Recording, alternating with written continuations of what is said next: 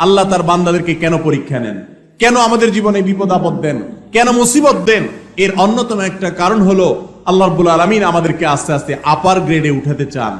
Class 1 এর পরীক্ষায় পাশ করলে 2 তে উঠা যায়, 2 তে পাশ করলে পরবর্তীতে উঠা যায়, 5 এ পাশ করলে 6 এ উঠা যায়, এভাবে এসএসসি পাশ করলে এইচএসসি তে যাওয়া যায়, এইচএসসি শেষ করলে তারপরটাতে যাওয়া যায়, এভাবে আস্তে আস্তে মানুষ উপর দিকে উঠতে থাকে। ঠিক একই ভাবে ইমানদার যখন পরীক্ষা দিতে থাকে আল্লাহ রাব্বুল আলামিন তাকে ইমানদার হিসাবে আল্লাহর কাছে তার মাকামকে উপর দিকে উঠাতে থাকেন। এজন্য বিপদে সবর করতে হবে, ধৈর্য ধারণ করতে হবে। আর মনে রাখতে হবে আল্লাহ বলেছেন ওয়ালা তাহিনু ওয়ালা তাহজানু, তোমরা মন খারাপ করবে না, হীনমন্য হবে না, তোমরা পেরেশান হবে না, চিন্তিত হবে না। তুমি নিজে দেখো তুমি ইমানদার কিনা, তোমার ভেতরে ঈমান আছে কিনা, তুমি শিরিক মুক্ত ঈমান লালন করো কিনা, তুমি সে বিষয়টি এনশিওর করো, সেটা তুমি যাচাই করো। নিজের ভেতরে যদি ঈমান থাকে, যদি আল্লাহর প্রতি তোমার আস্থা অবিচল থাকে, মনে রাখবে তুমি কখনো পরাজিত হবে। আল্লাহ রাব্বুল আলামিন কোরআনে হাকিমে বলেছেন যারা ঈমানদার স্বয়ং আল্লাহ তাদের অভিভাবক, তাদের বিপদে আল্লাহ সান্ত্বনা দেন। উহুদের যুদ্ধে নবী করিম সাল্লাল্লাহু আলাইহি সাল্লামের সাহাবীগণ সাময়িক বিপর্যয়ের কারণে তাদের মনে কষ্ট হয়েছে। আল্লাহ রাব্বুল আলামিন তাদেরকে সান্ত্বনা দেওয়ার জন্য আয়াত নাযিল করেছেন এবং বলেছেন যে তোমাদের চিন্তা করার কোনো কারণ নেই, তুমি ঈমানদার যদি হয়ে থাকো তাহলে হাতি মরলেও লাখ, বাঁচলেও লাখ, কোনো লস নাই। ঈমানদারের অবস্থা একই রকম। আমাকে অনেকে এসে বলেন ভাই এত বিপদ যে দেয়ালে পিঠ থেকে গেছে আর পারি না। অনেক মা বোন অভিযোগ করেন যে স্বামী এত খারাপ যে আর টিকা যায় না, অনেক জুলুম, অনেক কষ্ট। এই হতাশ, এই দুর্দশাগ্রস্ত মানুষ অনেক সময় নিরাশ হয়ে যায়, আল্লাহর প্রতি অভিযোগ নেওয়া শুরু করে, আল্লাহর প্রতি নালিশ করা শুরু করে। আমি বলি ভাই ঈমানদারের জীবনে যত কষ্ট হোক এই কষ্টের শেষ আছে না নাই? কি বলেন? আমাদের জীবনে যত কষ্ট আসে, বিপদ আসে, এই বিপদগুলো কি কখনো শেষ হবে নাকি হবে না? একজন ঈমানদারের জীবনে বিপদ তাকে কষ্ট দিতে দিতে না হলে মেরে ফেলবে, মৃত্যু পর্যন্ত যাবে। এর বাইরে কিছু হবে? এর বেশি কিছু হওয়ার রাস্তা আছে? কিন্তু আমার জীবন তো এক সময় দিতেই হবে, মৃত্যু তো এক সময় আসবেই। আমি যদি সবর করতে করতে মৃত্যুবরণ করতে পারি, আমি যদি ধৈর্য ধারণ করতে করতে মৃত্যুবরণ করতে পারি, তাহলে সেই মৃত্যু আমাকে অনন্ত অসীম কালের বিপদ থেকে রক্ষা করবে ইনশাআল্লাহ। যদি আমার 50-60 বছরের বিপদ হয়, 50-60 বছরের কষ্ট হয়, আর এর বিনিময়ে অনন্ত অসীম কালের জান্নাত বন্দোবস্ত হয়ে যায়, তাহলে এই বিপদের বিনিময়ে যে সুখ আমি পেলাম সেটা কি লাভজনক হলো না লসের হলো? কিন্তু শয়তান আমাদেরকে এইভাবে বুঝতে দেয় না। শয়তান আমাদেরকে অস্থির করে দেয়। মনে রাখবেন বিপদে যারা ভেঙে পড়েন, বিপদে যারা ব্যাকুল হয়ে অস্থির হয়ে হতাশ হয়ে যান, নিরাশ হয়ে যান, অনেক কপাল পোড়া আছে বলে না আমার আর রক্ষা হবে না, আমার আর বাঁচার কোনো রাস্তা নেই।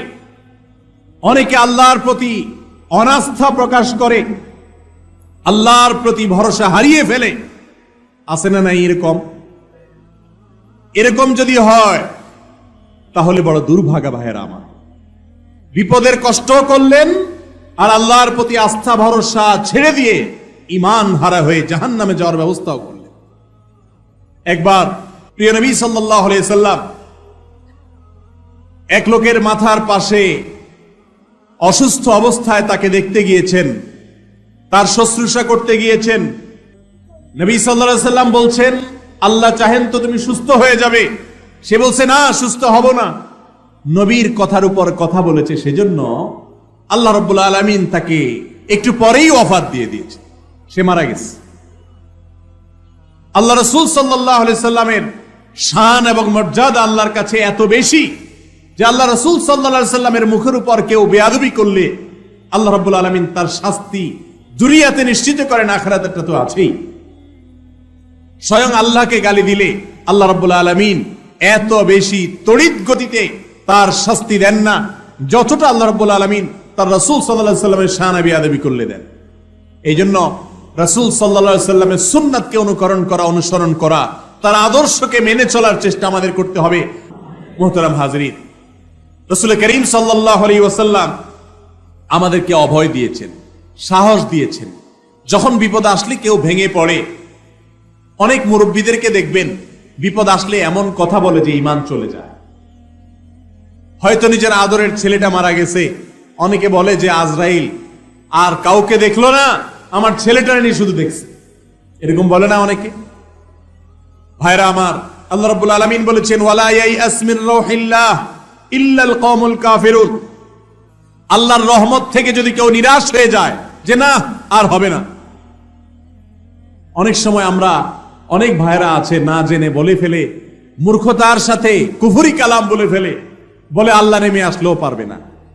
নাউজুবিল্লাহ। আল্লাহ পারবেন না এমন কোন কাজ আছে?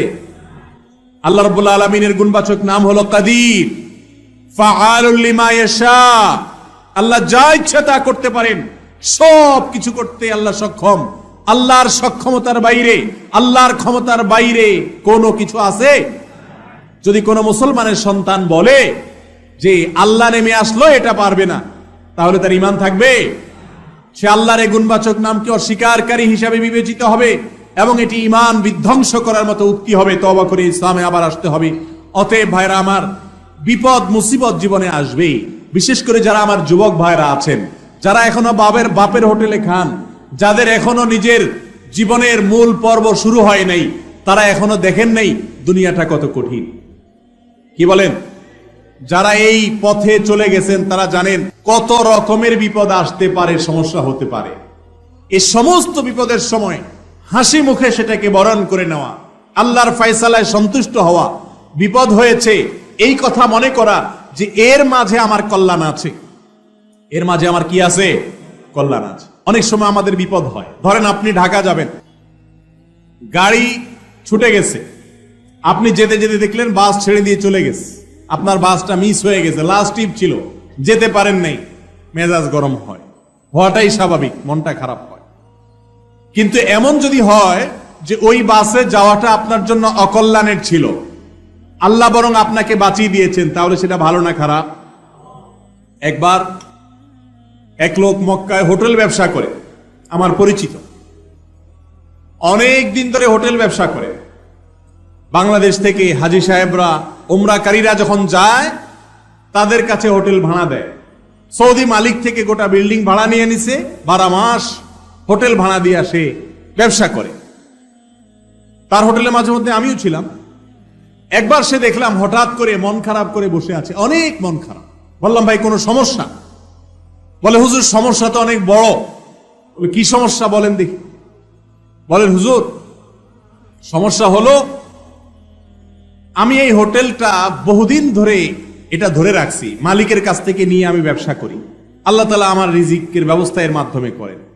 আমারই স্বদেশী আরেক ভাই, সে এসে আমার মালিকের সাথে গোপনে কথা বলে আমি যেই টাকা নেই তার চাইতে আরো 2 লক্ষ রিয়াল কম বেশি, 2 লক্ষ রিয়াল বেশি দিয়ে সে এটা তার কাছ থেকে নিয়ে নিছে গোপনে গোপনে। আমি যেখানে 10 লাখ রিয়াল দিয়াও ব্যবসা করতে কষ্ট হয়, সে আরো 2 লাখ বেশি দিয়ে কিভাবে ব্যবসা করবে? পারবে তো না, কিন্তু আমার ক্ষতিটা সে করবে। আমার হাত থেকে হোটেলটা ছুটে গেল, এটা দিয়েই সারা জীবন ব্যবসা করছি। আমার মন খারাপ হয়ে গেছে, হুজুর দেশে চলে যাবো, আর করবো না, মক্কায় ব্যবসাই করবো না। কারণ এত বড় একটা আঘাত, এত বছরের আমার হোটেল হাতছাড়া হয়ে গেল। লোকটা মন খারাপ করে দেশে চলে আসছে। দেশে চলে আসার কিছুদিন পর, সামান্য কিছুদিন পরে পৃথিবীতে করোনা এসে হাজির হয়ে গেছে। কি আসছে? করোনা ভাইরাস এসে হাজির। করোনা ভাইরাস আসার পরে মক্কাতে তো হাজি লাখে লাখে যাওয়া শুরু করছে, তাই না? কি হয়েছে? তবে হাজিদের যাতায়াত একেবারেই বন্ধ। যেই লোক ষড়যন্ত্র করে 2 লাখ রিয়াল বেশি দিয়া মালিকের সাথে বাউ করে নিয়ে নিছে, সে 2 বছর বসে বসে মালিকরে ভাড়া দিছে। 2 বছরে 1200 রিয়াল করে 2400 রিয়াল, প্রায় 2.5 মিলিয়ন রিয়াল বসে বসে ভাড়া দিচ্ছে।